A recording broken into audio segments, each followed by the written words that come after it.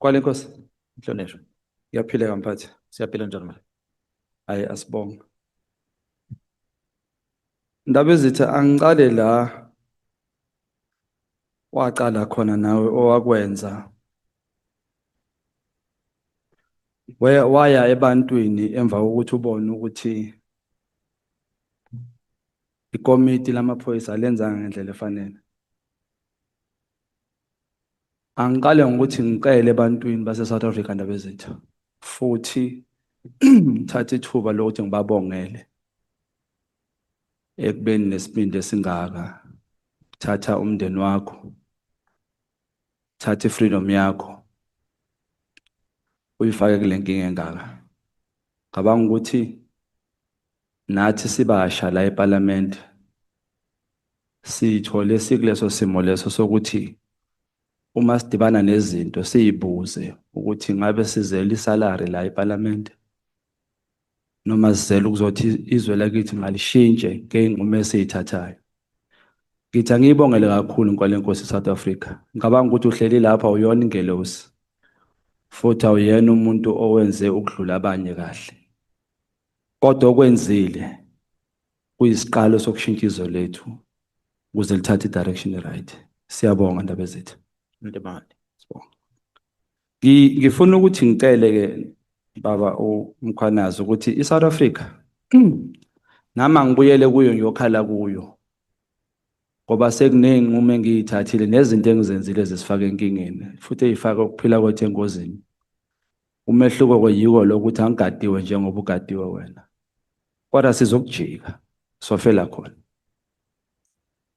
Angicela ama-South Africans ukuthi akwenze ukuthi asi-assiste thina nawe namaphoyisa njengawo ukuthi ekugcineni siwathola amandla futhi asithume ekuthenini sitshintshe ama-policies nemithetho ekuvimbile ukuthi usheshe ufake abantu evenini.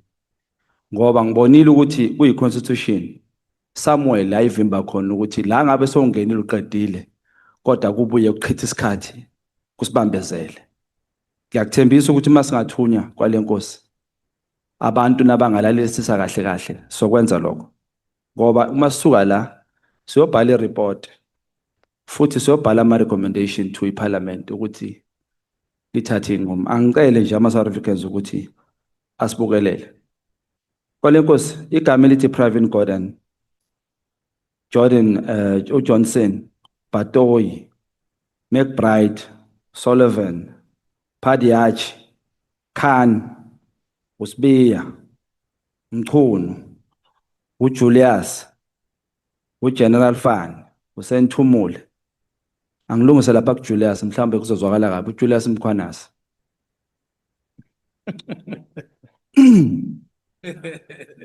I'll fix the error. Bengizoqhubeka ngikhulume ngabo. Kodwa kwamanje nawo umbuzo wami. Kuthinte kumculi engimthanda kakhulu indaba ezethu. uZinqumalo. In the big five, who is Zinqumalo? What we know is that amongst the people that are within the big five, that there are many business people that are associated with them. There are many politicians that are associated with them, and some of them has been spoken about in public. But it does not necessarily make them to be the big five. I said earlier, in one of the farms in north of Pretoria, it became like another arm of government, where all these high-profile people, business, politicians, and everyone were accounting it. So for now, what we have on the record that Zinqumalo is one of the business people that are associated with the people, not to make him a big five, but because of his business interest that he had that involved some of the people, he ended up in that space, and he's not the only one. You will see a lot of photos, a lot of names of others. Does not necessarily mean that they are part of Big Five. They are associated with these people one way or another. It does not necessarily make them Big Five. So from the records that we have of Zinqumalo, he's, I think, one of the people that became closer through the taxi finance, if I'm not mistaken. He was facilitating people in South Africa to get funding for taxis, and the taxis were controlled, or the Santaco was controlled in that space. So that's why I think he lands in that space and his name is popping up all the time. Ngibonge baba. Amaphoyisa njengalawa afuna ukuba njengawe, abopha abantu kwangempela. Kodwa sovalweni ngoba uyacabanga ukuthi uma uzoba u-detective and uthola ukuthi uphethe information strong, kodwa uma uzoya phambili uyazi ukuthi le information izophuma ikhishwa yibona lamaphoyisa la ehlalweni eziphezulu. Siwasiza kanjani amaphoyisa anjalo ukuthi aqinise idolo nesibindi ukuthi aqhubeka aye phambili? Ngoba my concern is that amaphoyisa amaningi wabo aqoshiwe umsebenzi in general. Baqoshwe bafakwa ama-cases angekho, kuma nama-dismissals anga-understandeki, bese kuba nama-lawyers angenelela ukupressa labo bantu labo. Siwasiza kanjani amaphoyisa njengalawo ukuthi aqine idolo aye phambili? Yeah, well, the reason why government came up with the labor laws in our country, yokuthi umthetho uvikela abasebenzi. The police officers are affiliated to unions. So if unions are strong in defending police officers against the abuse, I think that is going to go a long way to support them. That is on one side. But on the other side, channels must be opened. And the only place I think the channels for me can easily be opened is through Parliament, the Portfolio Committee on Police. Create a platform, an opportunity, or a section within that can allow police whistleblowers that want to talk about things that are wrong in the police, that they see, or things that makes them not be able to do their work.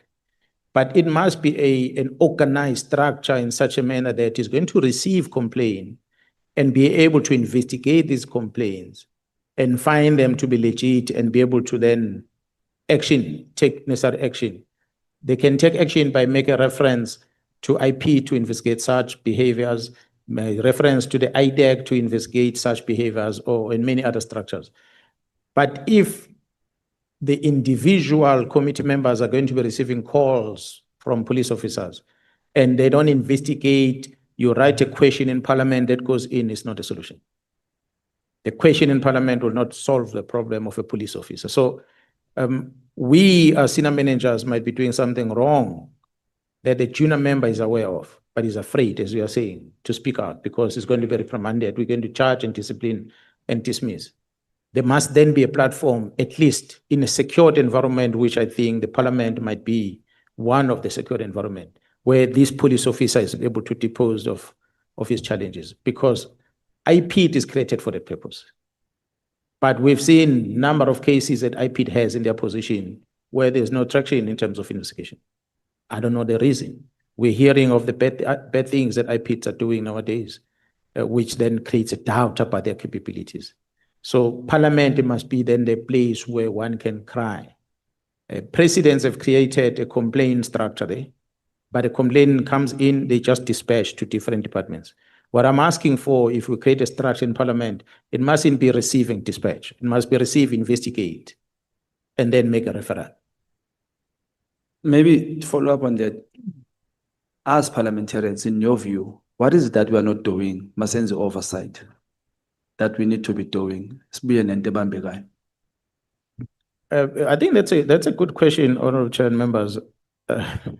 The oversight role, well, I'm not in Parliament, I'm not the lawmaker, so it might be difficult for me to criticize much what you do. But I see in how ordinary living government works. You'll have debates about the subject, but that debate might just be a debate as a tick of a box. If a decision is taken, it stays. So same with the oversight. You might find something wrong in a department, but what are the legal things you do as an oversight body that holds an accounting officer accountable? Shouting and screaming is not a solution. You can bring a person and shout at them in a meeting, but it's not going to, they're going to leave here and go airplane and go away. How do you make sure that there is action taken. I don't think there's ever been, I'm not saying that we must start now, but perhaps it might be an opportune time. Provincial commissioners are appointed by the National Commissioner in consultation with the executive in the province. When the executive who represents society feels that the lead of this police is not helping in fighting crime, that executive should have a platform to send a communication to the National Commission and request for a fitness board. But it is the executive of the province that has that legal authority. The portfolio committee of police in the province, or security, I don't know, community safety portfolio, they don't have that right. Whatever oversight they might do, they will have to write to the executive and raise those things. In Parliament, the person who accounts is the head of the police in the South African Police Service, the National Commission. And since the dawn of democracy to date, I don't think Parliament has ever initiated the process of a fitness board against the National Commission. It becomes a decision of the president to say we're dealing with this one or we're not dealing with. But the Parliament who does oversight, who see the wrong, who have asked for the report, presentations, make suggestions, and there's total ignorance on the things that the law says we must do. There's never been any opportunity, or as far as I know, a time where this portfolio committee will write to the person who's responsible for this accounting officer and say, this accounting officer is not fit for this job. Take action. All the departments, DGs, are appointed by the president. I'm not sure whether the past president and the current has ever received anything from Parliament that says, Mr. President, we are asking you to take action against this DG or against this National Commission, against this general. So I think those are some of the things that we might start want to look at. Because if failure to do that, it means you do oversight over an institution where you really don't have any say on it. You are just calling them to shout at them and they leave again. They come back tomorrow, they leave again. It's the same thing. You'll do that and you become famous to be a very active parliamentarian, but the person you are active on remains in the position. Or the institution that you're doing oversight on, they still do the same things, same way. No changes. Uchaza ukuthi into esiyenzayo ukujwayela kahle sesezinto ejwayelekile nje ukuthi kuhlale kwenziwa kanje, but we are not effective. But let me appreciate that. Asikhulume nalo daba. What is, in your view, uma kukhulunywa ngawe nebag ye-Louis Vuitton, why did you feel the need to speak out ngayo wena usukela usuka khona uchazela abantu ukuthi kukhulunywa ngebag ukuthiwa wayithola? What prompted you to do that? Honorable Chair and members, I'm glad you're asking me this because this Louis Vuitton has a history. The history is, I think, majority of government officials suffer the same thing. They fall victim of the similar thing. Mkhwanazi gets on a trip to France where there's a big exhibition to look at different equipment that we use as a police. We are there for a week. In one of the days, as we are walking and person is tired of being walking in this place every day, I come across a plate. I take this plate, I'm a task force trained person. Mine is guns and bullets. So when I take this bulletproof plate, it feels like a paper. I take this thing and I look at what is written on it. What can it stop? What caliber of bullets can it stop? The numbers that are written here, maybe not to believe it. So I say to the person on the desk, I said, this is not true. This plate can stop this caliber. This person says, no, it can. I said, no, demonstrate this. Then he gave my details, said, no, we're going to send an invitation. I fly back to South Africa.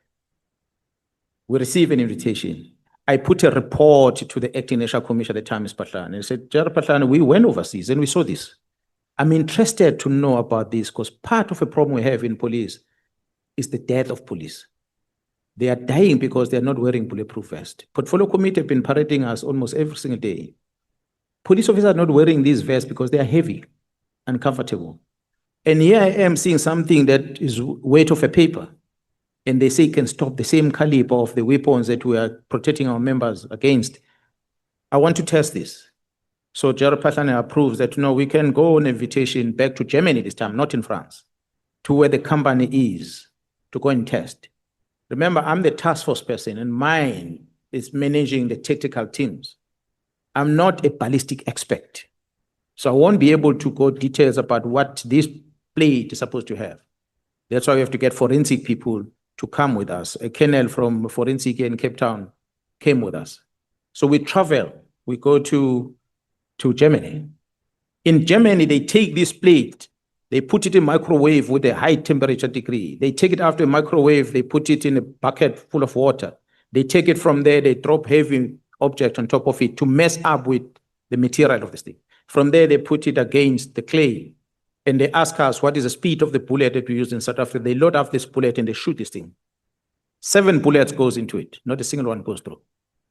2 AK-47, 2 R5s, pistol, and the likes that goes into this. Nothing passes. And for me, it was a wow. I've never seen this. The clay at the back, it's an indication of the impact for those that knows the gun. You put a clay in the blade. When you shoot, the bullet may not go through, but the impact the trauma is going to cause on the body, you're going to see on the hole that is going to be created on this clay. That size of that hole is going to tell you that the trauma, nonetheless, although bullet didn't go through, but the trauma can kill a person. So the blade must not be able to allow that trauma. It must resist even that trauma. So this blade passes everything. I still asked the colonel that was with us, I said, why are we using such a heavy things and not this? So they asked us, what plate are you using? We said ceramic. And then our colonel says the reason we're using ceramic plate because in our specs as the police, we have the specification of a bulletproof vest that must stop an armor-piercing bullet. I don't know if you know the difference. The armor-piercing is the one that goes through steel. So the only thing that will stop that bullet is a ceramic plate. And ceramic plates are heavy. That is one. But two, ceramic plates are easy to break. When you drop it like this, it can crack. So once it cracks, the integrity of it is compromised. This ceramic plate must be evaluated every 5 years. Do we do that in the police? We don't. So we walk around with bulletproof vests that we have been wearing for 10 years, thinking they can still stop a bullet, but we don't know because we're not retesting it. So that was a concern. I come back into South Africa. I speak to my management and I say, and I made a recommendation report, Gerald, I think we need to acquire some of these things and evaluate them with the aim of changing our bulletproof vest in the organization. But he says, no, well, start the process. Now, in starting the process, I'm the one that initiates this. So I engage with General Arlo, who's the head of support at Division HRD, and I say, General, can we have a budget to buy this? Because remember, this is not budgeted for by supply chain. It's an evaluation. We want to evaluate a new product. So General Arlo makes the budget available, said, no, we can only afford so much. And there were about 200 of them. We make an application to the division that is responsible for buying, that is supply chain. We say, we request you to get hold of this. This plate is in Germany. We'll want to bring it here into the country so we can test this. With the procurement rules of South Africa, supply chain should have gone straight to that company and get this thing to come in, but they didn't do that. They went via a local service provider. How do they source the local service provider? I do not know. In my understanding, there was no one who was providing a service of that bulletproof in the country when we met with the company. But later we learned that, no, there's a service provider in South Africa that can import this thing. So supply chain goes and buy through that service provider. First batch 200 is delivered as per our request. It comes. So we take these things to different units for testing. It's an evaluation procurement. General Arlo come with a proposal. Arlo, he was working at HRD. He says to me, General, why don't we increase this number of these vests from 200 to 1,000 so that we do the assessment of Pretoria West Academy? There's 2,000 students in that college. We do the full medical assessment. We give 1,000 of them these new plates, new bulletproof. We give the other 1,000 of them the older ones. After 6 months of running with these, we re-evaluate them medically to see the impact on their spinal cord and their bodies and everything else that the ceramic plate that is heavy has on the body versus this light one. So I said, but we're going to need money to do that. He said, no, we have some savings in the budget, we can do that. And I said, okay, so let's make an application. We do. But remember, we don't buy.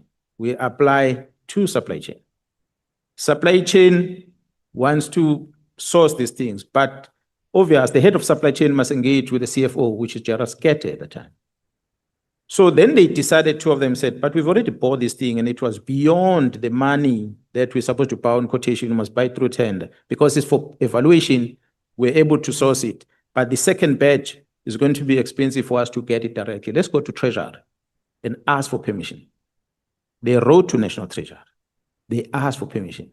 National Treasury said, no, but you've got the 200 to evaluate. The reason you are giving for the evaluation to buying the others, we cannot agree with it. Go on tender if you want to buy the others. So the response come back, and that way it stalled. To my understanding, because the response we got back from supply chain said, no, Treasury didn't approve, so we can't buy. So we live with that. We cannot buy. But I didn't know that the company that was procured from the 200, supply chain, when they received the second request from us, while they're asking for permission from Treasury, they told the company to bring more. The order is coming. And the company ordered. But when the company ordered, they got the finance, I'm told, from First National Bank. They got the loan and they ordered the staff to come into the country. But when Treasury said no to it, supply chain did not send an order to the service provider. So the service provider suffered because he's got the product into the country, costing millions, and he's got no order. That was his, I think, stupidity that he did. But when there were investigations that were done by IP and many other people, it appears that someone from within the bank, they approached these members and said, this person owes us money. He asked for money because of bulletproof, but he's not paying us. That is what started everything to say, this person received this bulletproof, and the investigation was lodged. I'm told they raided these companies' offices, but they realized actually there was no order from supply chain. So they seized these gadgets, computers, and they did everything. That is on one side. But on the other side, I had asked the SC to help me yesterday. Remember those numbers that I asked if you can open them for me so we can reference to? I don't know if you saved them. I hope you did. What I then discovered, honorable member, is that in me introducing this light vest, I'm making a lot of big business angry because I'm introducing something that does not exist in South Africa. So I'm coming to disrupt their business.